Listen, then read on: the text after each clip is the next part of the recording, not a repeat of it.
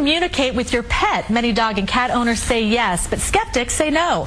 According to our next guest, every animal has a tail. Joining us this morning is pet communicator Tim Link, author of the new book, Wagging Tails. Welcome. Yeah. Well, thanks. Good to be here. Let's start with introducing your friends here who need homes. Yeah, need homes. So these are our friends from Little Shelter, and this is Lenny the Pomeranian, and we got Trekker the Hound dog taking a nice long siesta down there. Oh my goodness, he's very comfortable. So Tim, let's talk about, you say that you can telepathically communicate with animals? Yeah, I have an ability, I call it a deep connection, whether you call it a heart connection or intuitive connection with the animals.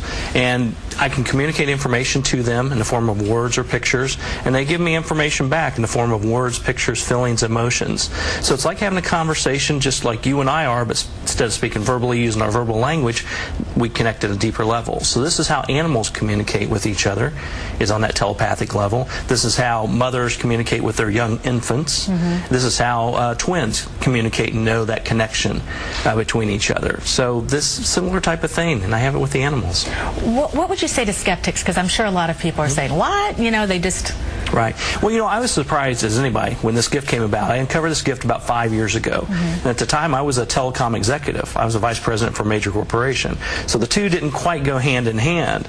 But I knew this was my mission, this was my purpose, is to help the animals and give them a voice.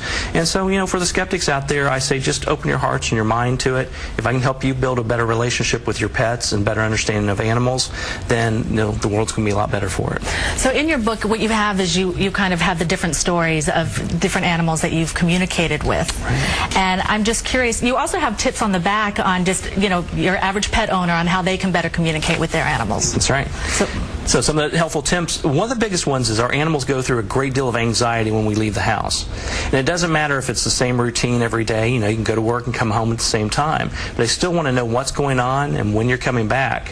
So I always tell people when you leave the house, let your pets know where you're going, let them know when you're coming back, and what are they to do while you're gone. Give them a job to do while you're gone. And you're saying do this verbally, say to your pet. Yes, you can do this verbally. And when you speak verbally, not only are you saying the words, but you also have that imagery in your mind. You're showing the visualization, and animals are very visual, and they'll pick up on that.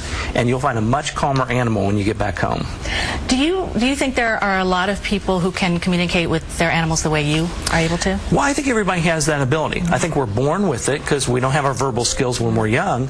But as we get older, we sort of learn our vocabulary, learn how to talk, we get caught up in life. So I think if everybody just calms themselves down, centers themselves, work with their animals, I think you'll be amazed at some of the stuff you're going to get.